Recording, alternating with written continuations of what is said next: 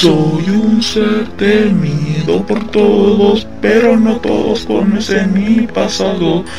Y les contaré el daño que mis compañeros me causaron. Un día en el lago Crystal Lake, ellos me seguían por todas partes.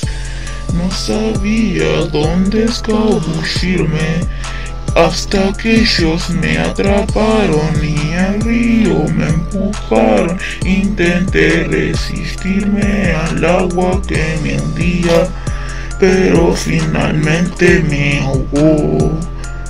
Mi madre intentó vengarme, pero no sirvió de nada, ya que un tiempo después terminó decapitada.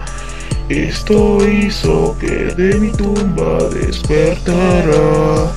Y así es que asesiné a los acampantes de aquel lago. Muchos creyeron haberse deshecho de mí, pero ese es solo el principio de mi locura permanente.